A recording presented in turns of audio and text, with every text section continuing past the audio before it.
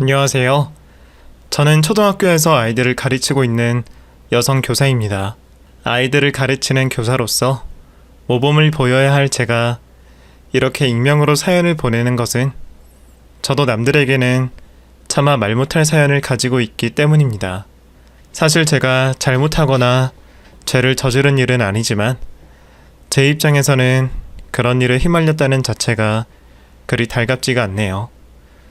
그래서 저에게 가까운 사람들에게도 그런 일을 당했다는 걸 알릴 수도 없었고, 그 사람에게 제가 한 행동에 대해서 같이 기뻐하며 공감할 사람도 없었습니다. 제가 한 행동이 저의 직업윤리에는 어긋나지만 저도 교사이기 전에 감정이 있는 사람이었고, 누군가의 선생님이기 이전에 한 아이의 엄마이었죠. 그래서 오늘은 이렇게 익명을 빌려 제 사연을 보내보고 조금이나마 제 마음에 위안을 받을까 합니다. 20대 젊고 찬란한 그 시절, 저는 평생의 고생을 다 해보고 살았던 것 같아요. 넉넉하지 않은 집안 형편 탓에 대학을 가는 것은 현실적으로 어려웠지만 어린 나이의 치기인지 저는 중고등학교를 진학하면서도 대학 생활이라는 꿈을 키워나갔습니다. 어려서부터 선생님의 꿈을 오랫동안 품고 있었던 저는 힘든 수능 생활의 보상으로 교대에 합격하게 되었습니다. 막상 합격까지 해놓고 보니 등록금과 학비가 걱정이 되었습니다. 10년 넘게 가진 꿈을 스스로의 힘으로 이루어냈는데 돈이 없어 포기해버린다는 것이 제 인생 전부를 부정당하는 기분이었죠. 이렇게까지 열심히 했는데 시작조차 해볼 수 없다는 건 너무 억울한 일이라 생각되었고 평생의 한이 될 거라 생각했습니다. 생활비와 학비를 벌어가며 대학을 다닌다는 게 몇 년이 걸릴지, 얼마나 힘이 드는 일인지 예상하지 못했던 건 아닙니다. 다만 어릴 때부터 바라던 꿈을 중간에 포기하더라도 시작해보고 싶은 욕심이 들었습니다. 그래서 저는 취업을 하여 집안 형편에 경제적으로 도움을 주었으면 하는 가족들의 기대와 부탁을 저버리고 제 욕심을 부리기로 했습니다. 그렇게 가족이 반대하는 대학 진학을 한 저는 학비, 교재비, 생활비 전부를 스스로 벌어서 학교 생활을 해야 했습니다. 그러면서도 항상 가족들에게 미안한 마음을 가지고 있었기에 마음 놓고 학교를 다녀본 적이 없습니다. 사실 처음 입학할 당시만 해도 열심히 코피나게 공부해서 장학금을 받아 학비를 보태고 싶었어요. 그리고 남는 시간에 아르바이트를 해서 생활비를 벌면 힘들겠지만 대학생활 4년을 누구의 도움 없이 해낼 수 있을 거라 생각을 했습니다. 하지만 제 계획은 대학을 입학하고 얼마 되지 않아 처참히 무너지게 되었죠. 대학생활은 고등학생 때와는 전혀 달랐습니다. 저보다 머리 좋고 여유 있는 친구들이 아주 많았죠. 머리 좋고 집안에 여유까지 있던 친구들은 제가 생활비를 벌어야 할 때 학업에 더욱 열중할 수 있었습니다. 그렇게 그 친구들과의 저의 격차는 점점 벌어질 수밖에 없었습니다. 공부할 시간을 만들기 위해 잠을 줄이고 아르바이트로 몸을 축내다 보니 한창 팔팔하고 어린 저도 더 이상은 버티기가 힘들더라고요. 결국 무리다 싶었던 저는 휴학과 복학을 반복하며 1년 학비와 생활비를 벌게 되었죠. 제가 선택한 상황에 어쩔 수 없이 아등바등 노력하고 있는 것이었지만 그렇게 누구보다 열심히 살아가는 저에게 기특하다, 대견하다 말해주는 사람은 아무도 없었습니다. 대견하다는 말은커녕 괜한 욕심을 내서 뻔한 결과에 미련을 부린다는 수군거림밖에 듣지 못했습니다. 그래서 모자라는 체력에도 도끼를 품고 더 악착같이 지냈던 것 같습니다. 남들보다 대학생활을 즐길 시간이 없다는 것을 제외하곤 다행히 문제없이 생활하던 저는 성적도 나쁘지 않았어요. 그런 저에게 스스로 대견하다고 치켜세웠지만 가끔은 다른 친구들과 다른 제 현실에 비관하기도 했죠. 제가 휴학해서 학비다 생활비다 돈을 버는 동안 다른 친구들은 벌써 졸업해서 임용시험 준비를 하고 아니면 누군가는 유학에 해외여행을 하며 자기계발을 하고 있었으니까요. 당시에는 왜 다 잘되는 친구들만 눈에 들어오는지 세상 모든 고생은 저 혼자 하고 있는 것만 같았습니다. 괜찮다며 저 스스로를 속이고 있었지만 이미 한계에 도달했던 것 같아요. 그래서 때마침 나타나준 그 사람이 제 구원자같이 보였을 겁니다. 그 사람은 제가 당시 문서 정리 아르바이트를 하던 회사에서 마주치는 거래처 사장님이었습니다. 처음에는 그 사람이 사장님인 줄도 몰랐어요. 많이 보더라도 30 초반이 될까 하던 젊은 남자였는데 나이 지긋한 우리 회사 사장님과 아우 동생하며 사업 이야기를 하는 것을 듣고 많이 놀랐었죠. 대체 뭐라는 사람이길래 젊은 나이에 사장의 위치까지 있을까 싶었습니다. 20 중반, 아직 대학도 졸업하지 못하고 적은 시급을 받으며 회사 아르바이트를 하고 있는 제 처지와는 비교도 되지 않는 사람이었죠. 그래서 그때는 대단한 사람이다, 부럽다, 이런 생각만 했습니다.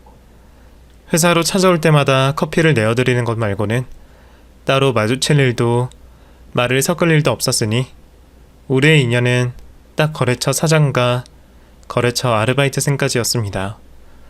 그러다 우연하게도 저는 다른 일터에서 그 사람을 다시 만나게 되었습니다. 그것도 하필 제가 가장 곤란한 상황에서 말이죠. 퇴근 후 평일 오후에는 24시 카페에서 일을 하던 저는 주말 새벽 근무를 자원해서 하고 있었습니다. 일하는 카페는 번화가에 있어 늦은 시간까지 술에 취한 진상 고객들이 참 많았습니다. 구두쇠 같은 사장님은 어차피 새벽에 오는 손님도 많이 없다며 그 시간에는 직원 한 명만 근무했고 그게 바로 저였죠. 새벽 근무라 시급이 다른 시간보다 높아 좋았지만 여자인 저 혼자 하기에는 밤에 무섭기도 하고 취객들 상대로 씨름을 하다 보니 힘들긴 했습니다. 하지만 시급 말고도 평소보다는 손님 없는 한적한 시간대라 홀로 카페 카운터에서 공부를 할 수 있는 장점도 있었죠. 편하게 책상 앞에서 앉아 공부를 할 여유가 되지 않던 저는 언제나 시간을 쪼개고 쪼개 조금이라도 공부를 해오곤 했습니다. 그래도 손님들이 오시면 바로 응대를 하였기에 사장님께서도 그 정도는 허락해 주신다고 말씀하셨죠. 그날 새벽 근무 때도 저는 카운터 앞에 공부할 책을 펴놓고 짬을 내어 공부를 하고 있었습니다. 그런데 하필 매번 제 공부를 가지고 트집을 잡으시는 손님이 오셨어요. 한 번도 공부에 눈이 팔려 손님 응대를 못한 적 없었고 오히려 젊은 학생이 일하며 공부까지 한다고 나이든 손님들에게 칭찬을 받았죠. 그런데 그 손님은 뭐가 마음에 안 드는지 매번 일터에 와서 쉽게 돈을 벌어 간다며 저에게 트집을 잡던 유일한 손님이었습니다. 거기다 이번에는 술에 잔뜩 취해와서 제게 삿대질을 하며 소리를 지르기 시작했습니다. 손님 오시는데 말이야, 책이나 들여다보고 네가 공부하는 걸 우리가 이해해줘야 하냐? 그렇게 잘 났는데 왜 여기서 커피나 타고 있어? 재수없게. 야, 커피나 한 잔 타와. 손님, 뭐로 드릴까요? 커피 몰라? 커피 말이야. 다짜고짜 삿대질에 막말까지 공포 분위기를 조성하는 손님에게 겁을 먹었지만 괜히 겁먹은 모습을 보이면 더 큰일이 생길 것 같아 평소와 다름없이 행동했습니다. 그런데 그 손님은 제 팔목을 잡아 이끌더니 테이블 옆에 앉히려고 하는 겁니다. 아마 옛날 다방에서나 하던 짓을 술 먹고 취해 저에게 하는 것 같았습니다.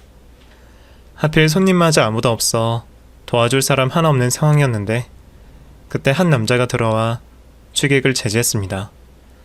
그만하시죠. 보안이 술집이란 카페를 착각하시는 것 같은데. 너는 뭐야, 어? 네가 여기 사장이야? 아니면 얘 서방이냐? 이것들이 쌍으로 끼고 앉아있네.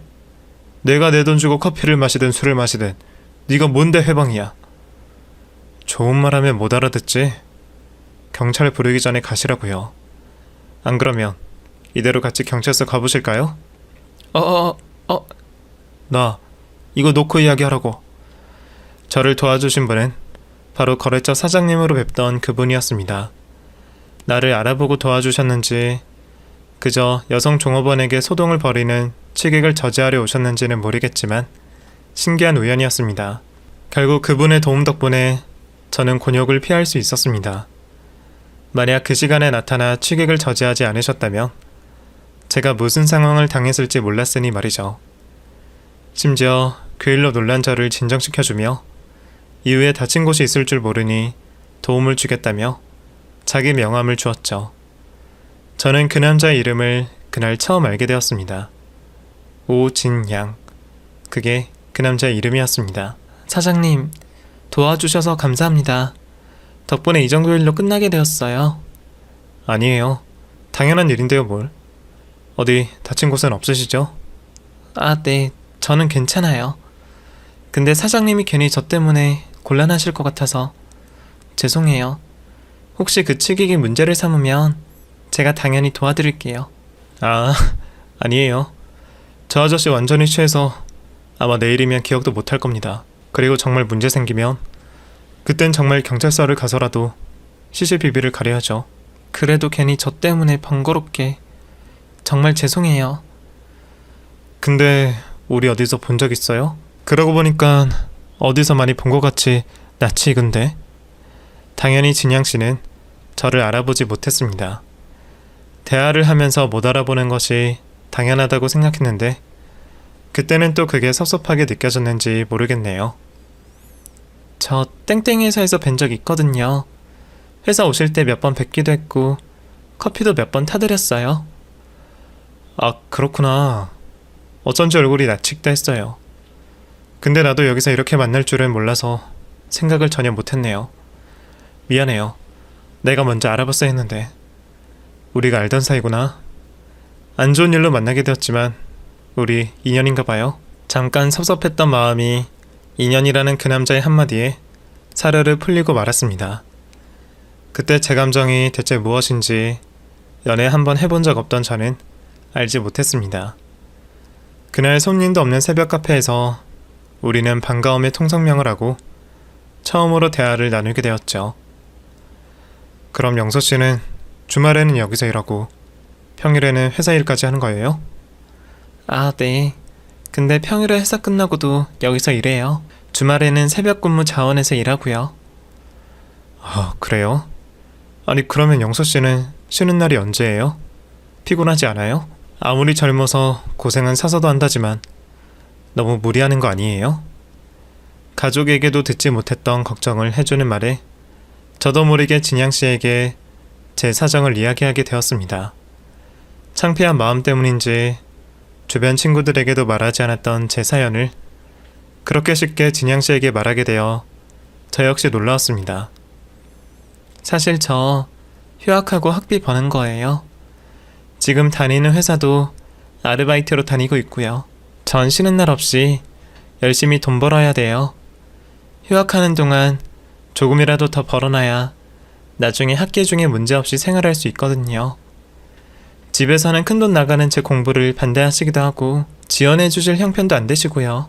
그래서 학비랑 생활비 제가 전부 다 벌어야 돼요.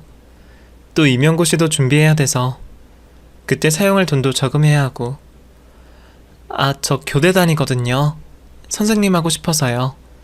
근데 선생님 되는 꿈도 어느 정도 형편이 되어야 꿈꿀 수 있다는 걸 너무 늦게 알게 되었네요. 사실 지금도 너무 늦은 것 같아서 조바심도 나고요. 한탄하듯 두서없이 떠드는 제 얘기를 조용히 듣고 있던 진양씨는 제가 그토록 듣고 싶었던 그 한마디를 들려주었습니다. 영서씨, 참 대단하고 멋지네요. 영서씨 부모님은 영서씨 같은 딸 둬서 참 든든하시겠어요. 이렇게 알아서 열심히 하고 있으니까요. 꿈이라는 선생님 꼭 할 수 있을 거예요. 꿈을 꾸기에 늦은 나이는 없잖아요. 그냥 너무 무리하지 않으면서 지금의 영서씨처럼만 계속 해오면 분명 이뤄낼 수 있을 겁니다. 내가 응원해줄게요. 누군가에게 동정도 조언도 아닌 오로지 응원만을 듣고 싶었던 저는 처음으로 위로와 응원을 진양씨에게 듣게 되었습니다. 그때 너무 지쳐있던 저에게는 그 말의 몇 백의 돈보다 값지게 다가왔습니다. 아마 그날부터 제가 진양씨를 혼자 짝사랑하게 되었을 겁니다. 진양씨와 저는 그 뒤로 종종 대화를 나누며 개인적인 친분을 쌓게 되었습니다. 물론 진양씨가 저희 회사에 들렀다가 퇴근길에 저를 태워주시거나 제가 일하는 카페에 찾아오는 시간이 전부였지만 저에게는 그 시간들이 참 소중했습니다. 일과 공부에만 쫓기던 제 인생에 작은 쉼표 같았거든요. 진양 씨와 별것 아닌 이야기들로 웃고 즐기는 시간이 제게는 세상의 짐을 잊게 해주는 유일한 시간이었죠. 보면 볼수록 진양 씨는 좋은 사람 같았습니다. 친절하고 성격 좋은 건 회사에서부터 알고 있었지만 저에게 대하는 것만 봐도 얼마나 다정하고 부드러운 사람인지 알 수 있었어요. 게다가 그 나이에 벌써 사장이라는 위치까지 있었으니 그것만 봐도 진양 씨가 열심히 살아왔다는 걸 예상할 수 있었죠. 좋은 사람인 걸 알았기에 더욱 제 마음을 표현하지 못했습니다. 저보다 6살 많았던 진양 씨 눈에는 제가 그냥 열심히 살아가는 동생이었을 겁니다. 그래서 저는 호감 한번 표현하지 못하고 알고 지내는 사이로 만족하고 있었죠. 그러다 복학할 시기가 돌아오고 저는 일하던 회사와 카페를 간둬야 했습니다. 그리고 자연스럽게 진양 씨와도 멀어지게 되었죠. 번호는 알고 있었지만 따로 문자나 전화를 나눠본 적 없는 사이여서 괜히 안부 문자를 보내는 것도 이상해 보였습니다. 그렇게 진양 씨와의 시간은 힘든 세상살이를 하는 저에게 짧은 방학 같은 시간으로 남기게 되었습니다. 그런데 그해 크리스마스 이브날 저는 진영 씨에게 연락 한 통을 받게 되었습니다. 다짜고짜 저녁을 먹자는 얘기에 좀 놀라기도 했죠. 평소라면 바쁘다는 핑계로 거절했을 약속이었지만 그날은 저도 처음으로 누군가와 크리스마스를 즐기고 싶었습니다. 그렇게 몇 없는 옷을 고르고 골라 차려입고 약속 장소로 나가게 되었습니다. 그리고 진양 씨는 저를 차에 태우고 고급스러운 레스토랑으로 향했습니다. 그 고급스러움에 저는 압도가 되어 기가 죽어 있었죠. 그런 제 속을 아는지 진양 씨는 손을 잡아주며 안심을 시켜주었고 우리는 처음으로 사석에서 만나 식사를 나누게 되었습니다. 특별한 날 만나자는 남자의 말이 무엇인지 모를 만큼 바보가 아니었던 저는 진양 씨가 무슨 말을 해줄지 무척이나 기대를 하고 있었죠. 한참을 별말 없이 식사를 하던 진양 씨는 제게 고백을 꺼냈습니다. 영서 씨, 일 그만두고 왜 말 안 했어요? 우리 그래도 서로 안부 정도는 할 수 있는 사이라고 생각했는데. 아, 죄송해요. 뭐라고 할지 몰랐고 제가 연락하면 불편해하실 것 같아서요. 그래서 저도 그냥. 나는 영서 씨 연락 오랫동안 기다렸어요. 먼저 연락하려다 괜히 열심히 공부하는 영서 씨 방해라도 될까 싶었고요. 그런데 혼자 하는 소갈이 더는 못할 것 같아 말하려고요. 영서 씨, 저 어때요? 우리 같은 마음이라면 나랑 만나보지 않을래요? 처음 받아보는 남자의 고백에 제 심장은 터질 것만 같았습니다. 그날이 제 짝사랑이 끝나고 첫사랑이 시작된 날이었습니다. 진양 씨의 고백에 저는 현실도 모두 잊고 고백을 승낙할 수밖에 없었습니다. 그리고 제 인생 두 번째로 큰 욕심을 부려보게 되었죠. 처음 하는 연애였고 짝사랑하던 사람과 사랑을 하게 되니 시간 가는 줄 몰랐습니다. 제 안식처 같았던 진양 씨는 제게 모든 걸 해주겠다며 영원한 사랑을 약속했고 결혼을 하자며 프로포즈를 했습니다. 결혼만 하면 더 이상 커피 쏟으며 일하지 않아도 되고 예쁜 아이 낳고 행복하게 살자는 달콤한 고백에 전 넘어가고 말았습니다. 당시 저는 진양 씨에게 전부를 줄 수 있을 만큼 깊이 사랑했고 사랑하는 사람이라면 모든 말을 믿을 만큼 순진한 저였습니다. 그렇게 대학을 졸업하고 남편과 결혼식을 올리게 되었습니다. 우리의 결혼식은 부모님들의 반대나 축하 또한 없었습니다. 진양 씨가 20대 시절 부모님께서 일찍 돌아가시게 되었고 저희 식구들은 애초에 제가 무엇을 하든 관심이 없었으니까요. 그래도 남편 덕분에 남부럽지 않은 결혼식을 할 수 있었고 앞으로 펼쳐질 행복한 결혼 생활을 꿈꾸게 되었죠. 집안에서 내조를 바라는 남편 때문에 교사의 길은 포기하게 되었지만 평생 남편과의 행복한 결혼 생활을 위해서 포기할 수 있었습니다. 가정을 꾸리는 일은 제가 피땀 흘려 노력해 교사가 되는 것과 맞먹는 행복이라고 생각했습니다. 그렇게 저는 사업하는 남편에 내조를 하면서 진양 씨를 닮은 아이를 낳고 행복한 가정을 만들어갈 미래를 그려나갔습니다. 처음에는 정말 좋았어요. 남편은 누구보다 저를 사랑했고 저를 위해 굳은 일도 마다하지 않았습니다. 생전 처음 해본다며 제 생일에 손수 미역국을 끓여주고 저를 위해 밤새 병간호를 해주는 남편을 보면 그런 생각을 하지 않을 수가 없었습니다. 참 가정적이고 따뜻한 사람이구나 싶었죠. 같이 지내다 보니 남편이 부모님을 일찍 떠나보내고 외로움이 많았구나 싶었습니다. 그 외로움을 제가 많이 보듬어주고 사랑으로 채워주고 싶었죠. 그래서 그런지 저는 우리 아이를 빨리 가지고 싶었습니다.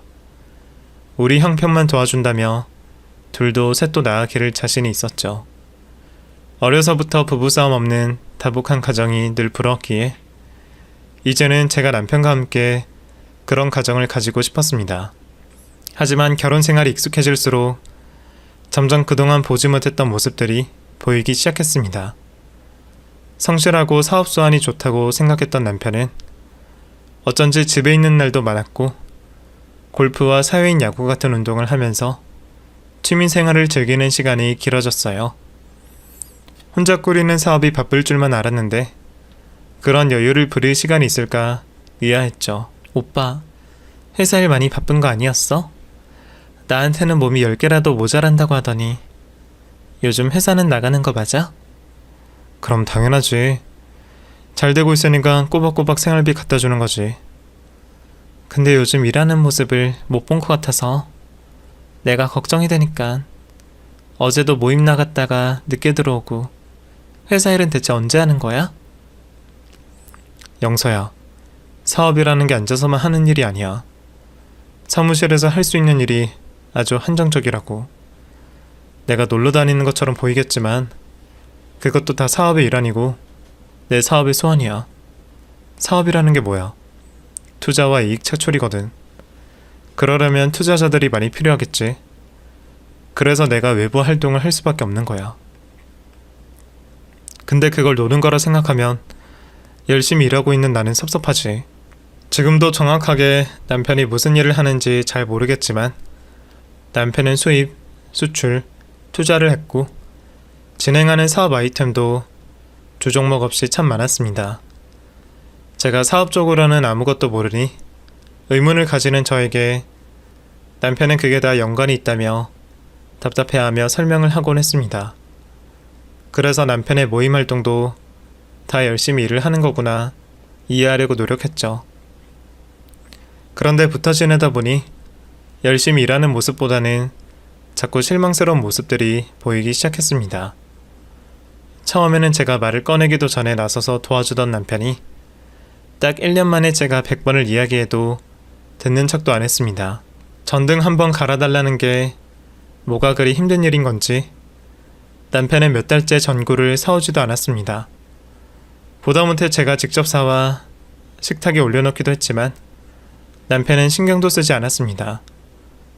집에서 전등 하나 바꾸는 일도 귀찮아하는 그런 사람이 자기 사업을 잘 운영하고 있을까요? 그제서야 남편의 사업에 의문이 들었던 저는 남편의 일들을 조금씩 알아보기 시작했습니다. 남편이 운영하는 회사 사이트도 들어가 보고 잘 볼 줄 모르지만 매출 전표와 서류들도 찾아서 확인했죠. 잘 모르는 제가 보기에도 남편의 회사는 문제가 아주 많아 보였습니다. 물건이 들어온 게 있으면 나가야 하는데 재고가 쌓여 있었고 투자하는 사업이나 판매하는 물건들도 가지각색이었습니다. 다른 사람들에게 무슨 사업을 하냐고 물어보면 딱히 떠오르거나 설명할 단어가 없을 정도였습니다. 심지어 개인 용도로 하는 재테크와 회사 명으로 하고 있는 투자들의 새로운 사업 모두 통장조차 제대로 나눠져 있지 않았습니다. 남편 스스로도 자기가 무슨 일들을 하고 있는지 다 알고나 있을까 궁금하더라고요. 아내 입장에서 걱정스러운 마음에 남편과 진지하게 일 얘기를 나누고 싶었지만 제가 일에 관련해서 입을 떼는 것조차도 싫어했습니다. 오빠, 나도 대충 봤는데 이거 좀 위험한 거 아니야? 여기는 적자로 표시된 게 몇 달째고 새로 한다는 사업은 임대료만 나가고 제대로 시작도 안 했네. 영서, 너는 뭐가 그렇게 궁금해? 일은 내가 지금까지 잘해왔으니까 너는 걱정 말고 내 내조나 잘하라 그랬지. 아니, 너는 집안일이나 하고 얼른 임신해서 애 키울 생각이나 하면 되지. 왜 그렇게 사서 걱정을 못해서 안달이야. 그리고 계속 나 가르치려고 하는데 기분 나쁘니까 그만해라. 나 그런 여자 안 좋아해. 나한테 참견하기 전에 너나 네 할 일 좀 잘해. 임신 준비한 게 언젠데 아직도 소식이 없어? 남편은 자존심 때문인지 자기 일에 지적을 하면 늘 그렇게 발끈해서 제게 인신공격까지 하곤 했습니다. 그러다 보니 대화의 끝은 늘 제 탓으로 끝났고 저도 결국 다투는 게 싫어 남편 사업 걱정을 멈추게 되었습니다. 그래도 시부모님이 넉넉하게 남겨주신 유산 덕분인지 생활비를 가져다 주지 않거나 돈 걱정해야 할 일은 한 번도 없었습니다. 사업 관련으론 남편 말이 맞을지도 모르겠지만 저는 남편의 평소 태도가 더 문제 있다고 생각했습니다. 게으르고 한량같이 살고 있는 남편을 과연 제가 존경하며 살 수 있을지, 그런 사람을 내 아이의 아버지로 인정할 수 있을지가 걱정이었습니다. 어쩌면 그 순간부터 제가 꿈꾸던 행복한 가정은 깨어졌는지도 모르겠습니다. 하지만 이제 겨우 결혼 2년 차에 섣부른 후회는 이르다 생각했는데 더 큰일이 생기며 후회가 확신이 되었죠. 바람피는 남편들이 그렇게 흔하다 하는 얘기를 들었지만 그게 내 남편일 거라 생각하는 여자들은 단 한 명도 없을 겁니다. 저도 마찬가지였습니다. 법정 드라마에서나 봤을 상황이 저에게 벌어졌습니다. 게다가 결혼 2년 차, 한참 신혼을 즐겨야 할 시기에 외도는 도저히 믿어지지 않았죠. 남편이 제게 이상한 애칭으로 사랑한다는 문자를 보낸 것이 시작이었습니다. 저를 생전 처음 부르는 애칭으로 부르던 남편은 새로운 애정 표현일 뿐이라며 무마했지만 저는 그 말이 왠지 더 변명 같고 찝찝했습니다. 여자의 감이라는 게 정말 있는 건지 그걸 그냥 넘어가면 안 되겠다는 생각이 들었죠. 혹시나 싶었지만 제 의심이 틀리길 바라며 남편의 뒤를 쫓은 저는 믿을 수 없는 현실을 마주하고 말았습니다. 남편이 애칭으로 불렸던 것은 정말 제가 아니라 다른 여자였습니다. 두 사람이 언제부터 불륜을 시작했는지는 모르겠지만 서로를 알게 된 건 골프 모임으로 보였습니다. 자연스럽게 자세를 잡아주며 스킨십을 하고 있는 모습을 보니 모르는 사람은 부부라고 생각할 것 같았어요. 대체 뭐하는 여자인지 누구인지 그런 건 하나도 궁금하지 않았습니다. 남편에게 무슨 잘못을 했길래 저에게 이런 일이 생기게 되었는지 그게 궁금했어요. 그때 제 나이는 겨우 29이었습니다. 어린 나이에 남편을 믿고 내 꿈도 포기하고 결혼을 했는데 2년 만에 내게 돌아온 것이 그런 배신이라니 무엇보다 남편을 용서할 수가 없었습니다. 나쁜 일은 겹쳐서 온다고 했나요? 누구에게 말도 못하고 혼자 소가리를 하던 저는 유산까지 하고 말았습니다.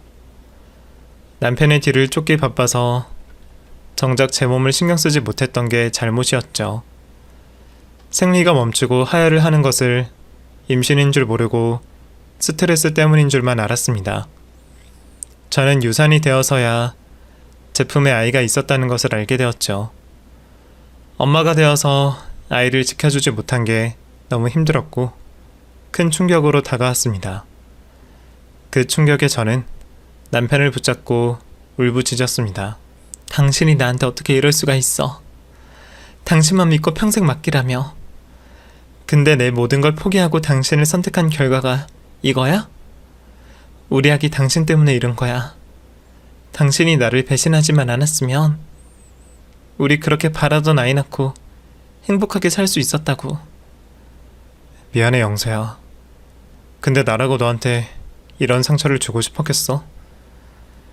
그러게 나 바람핀 거 알았으면 그냥 나한테 따져 묻지 그랬어.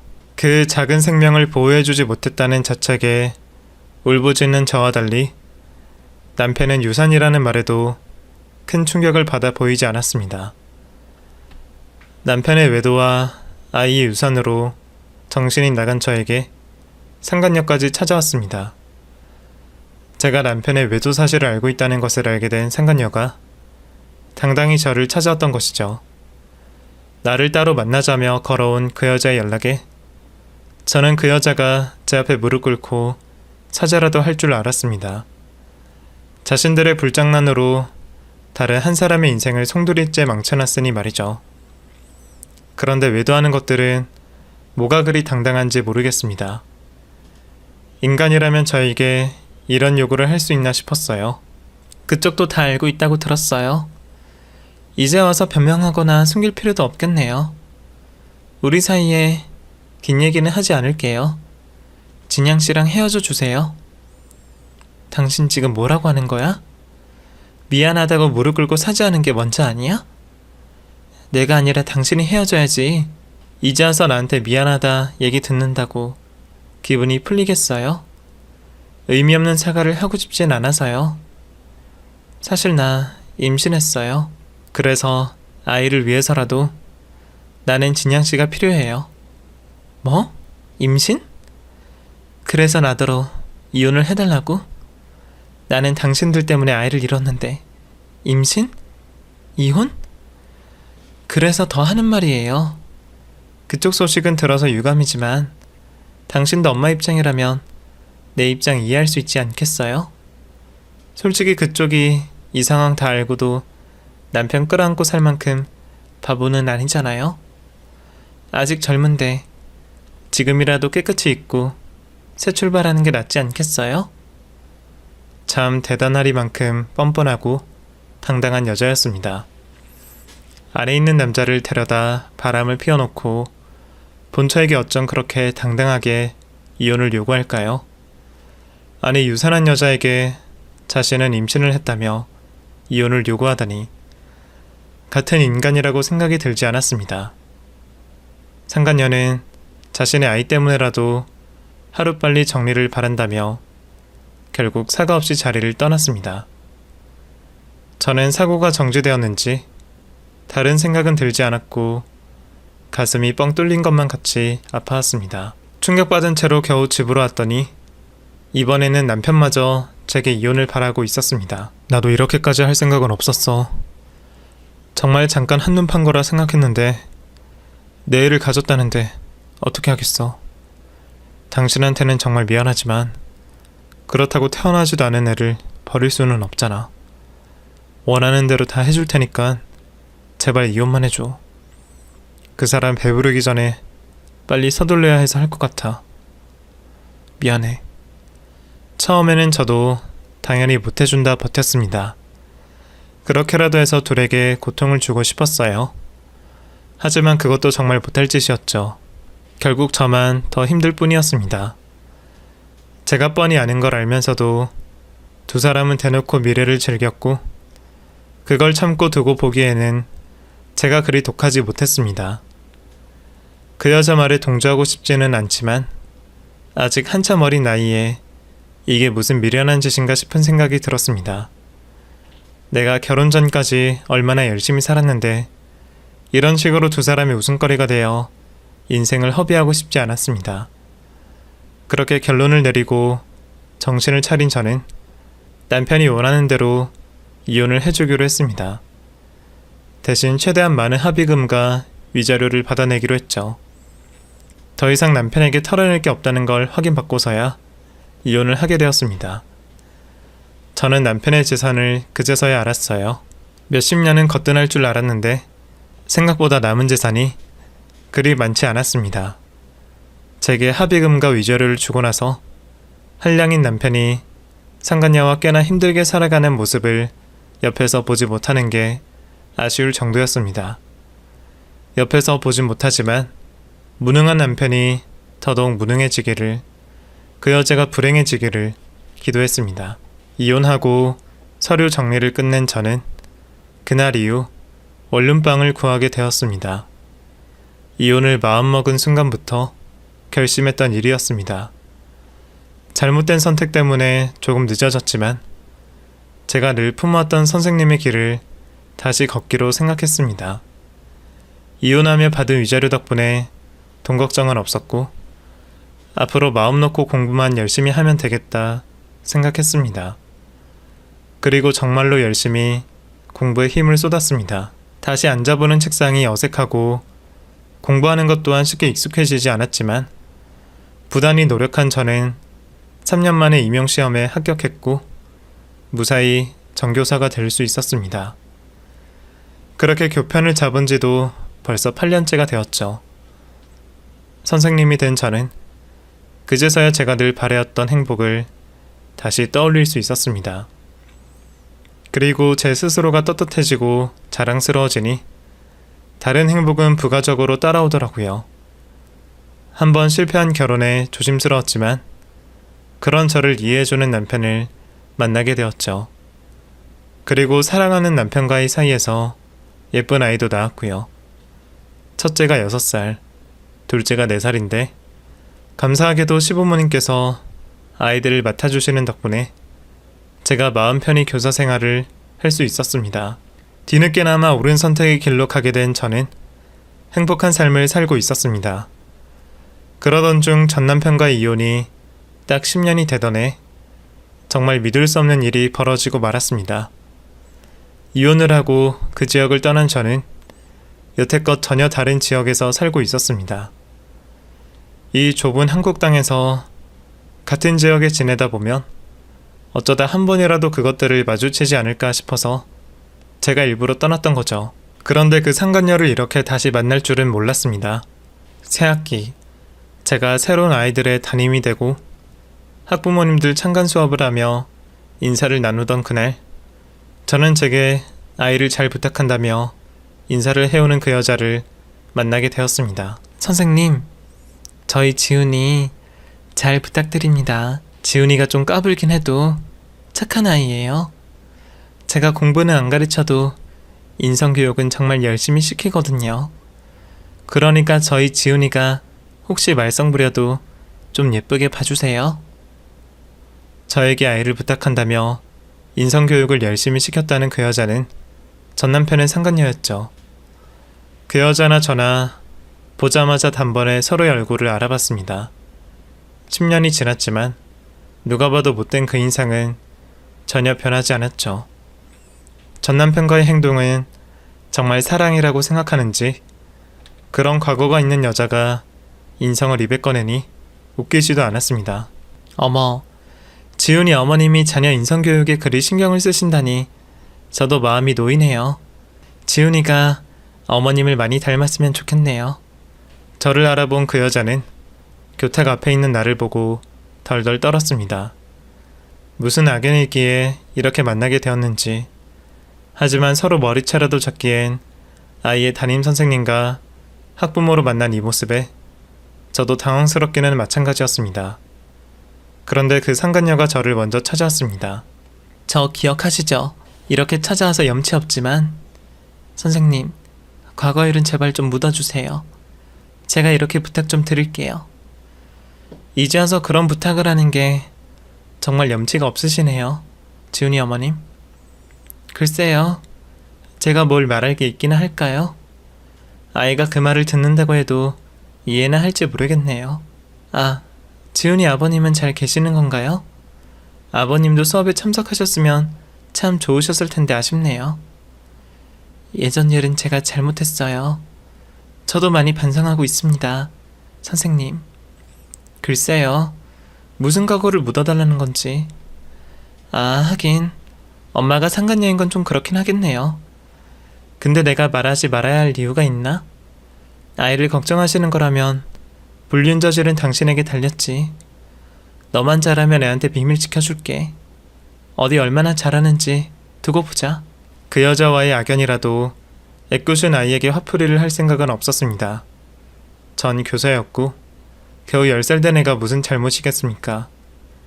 다만 저와 이혼하고 그 여자랑 재혼했을 줄 알았는데 아이 아버지의 이름이 제 전남편이 아니라는 것은 좀 궁금하긴 했습니다.